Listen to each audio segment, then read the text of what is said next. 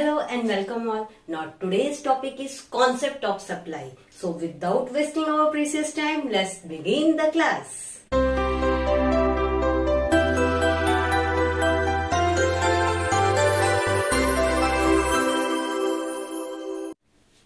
Supply क्या है?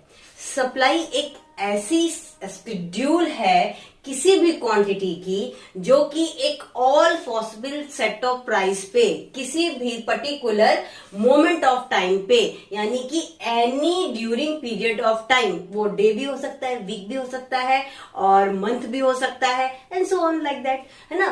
तो क्या है, ये सप्लाई है। और यहाँ पे एक चीज याद रखना कि ये जो हमारा चैप्टर है, सप्लाई का चैप्टर, कोई भी डिसीजन लेना होगा वो पॉइंट ऑफ व्यू सप्लायर यानी कि प्रोड्यूसर के पॉइंट ऑफ व्यू से होगा। ठीक है, तो अगर हम इसकी मीनिंग देखते हैं, क्या है, supply refer to the schedule of the quantities of a commodity that would be offered for a sale at all possible price at any moment of time or during period of time। ठीक है, कि अगर किसी भी quantity का अगर हम schedule कर रहे हैं किसी कमोडिटी XYZ, कोई भी कमोडिटी का, और उसको ऑफर कर रहे हैं सेल के लिए, ठीक, किसी क्या है ऑल पॉसिबल प्राइस, उसको हम क्या सेट कर रहे हैं, एक किसी भी प्रोसेस ऑफ पॉसिबल प्राइस पे जिसपे कि हमें प्रॉफिट हो, है ना, प्रोड्यूसर को प्रॉफिट हो।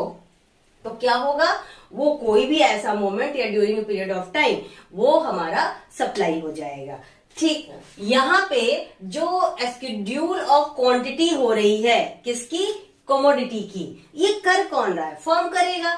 यहाँ पे क्या है कि फर्म का दो बात और इंक्लूड हो सकती है। क्या क्या इंक्लूड हो सकती है, एक तो फर्म देखेगा कि उस प्रोडक्ट की यूटिलिटी क्या है मार्केट में, ठीक, दूसरा उसकी एबिलिटी क्या है मार्केट में, उस प्रोडक्ट को लाने की एबिलिटी क्या है प्रोड्यूसर की, ये दो चीजें भी यहाँ इंक्लूड होंगी। ठीक, अब फिर अगर हम बात कर रहे हैं सप्लाई की, तो सप्लाई हमारा जो टाइप्स ऑफ सप्लाई है वो दो तरीके का हो सकता है, एक तो इंडिविजुअल और दूसरा मार्केट सप्लाई। इंडिविजुअल सप्लाई जैसे कि नाम से ही क्लियर हो रहा है, एकल, अकेला, है ना, तो वहां पे जब हम केवल एक ही फर्म का हम सप्लाई की एनालिसिस कर रहे हैं, वहां पे हम उसके सप्लाई को ही कॉन्सेप्ट में लेके चल रहे हैं, तो क्या होगा, ये हमारा इंडिविजुअल सप्लाई होगा। मार्केट सप्लाई की बात करें, मार्केट सप्लाई में मोर देन वन फर्म होगा, यानी कि एक से ज्यादा होगा। और इसमें एक चीज को थोड़ा ध्यान में ये रखने वाली बात है कि अगर हम पर्टिकुलर एक्स कमोडिटी की बात कर रहे हैं तो एक्स कमोडिटी से ही रिलेटेड फर्म की सप्लाई को हम कॉन्सेप्ट में लेंगे। ठीक, तो अगर मान लो यहाँ पे फर्म S1 है, उसकी सप्लाई हम ले रहे हैं एक्स कमोडिटी के पॉइंट ऑफ व्यू से, तो हमारा मार्केट सप्लाई अगर एक्स कमोडिटी के लिए देखना है तो हम उसी से रिलेटेड फर्म्स की लेंगे। तो यहाँ S1 plus S2 plus S3 जितनी कंपनी होंगी इज इक्वल टू हमारी मार्केट सप्लाई बन जाएगी। ठीक है, बात समझ में आ गई। ओके, ठीक, अब बात करते हैं कि कंफ्यूजन क्रिएट होता है कि भाई सप्लाई और स्टॉक क्या है। मैम ये दोनों चीज तो एक जैसी नजर आती है, नहीं, बिल्कुल भी एक जैसी नहीं है। स्टॉक क्या है, total volume of commodity which can be brought into the market for sale at short notice, है ना।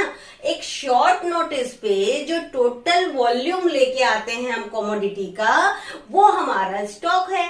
अब उस टोटल वॉल्यूम में से हमने कुछ कमोडिटी पिक किया, यूनिट पिक किया, किसके लिए, सप्लाई के लिए। अब जरूरी नहीं है कि वो सप्लाई ही हमारा सेल हो गया। अब जो हमने सप्लाई के यूनिट पिक किया उसमें से कुछ पार्ट जो है हमारा मार्केट में जो है सेल हो गया। तो क्या होता है, हमारा जो ब्रॉडर कॉन्सेप्ट है वो किसका है, स्टॉक का है। स्टॉक में से हम क्या करते हैं, सप्लाई करते हैं।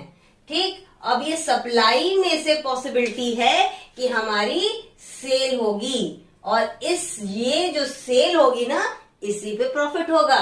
ठीक है, बात समझ में आ गई। स्टॉक को हम लोग पोटेंशियल सप्लाई भी कहते हैं। स्टॉक को हम लोग पोटेंशियल सप्लाई क्यों कहते हैं, why, because stock is the amount of goods that are available with the seller for sale at given point of time.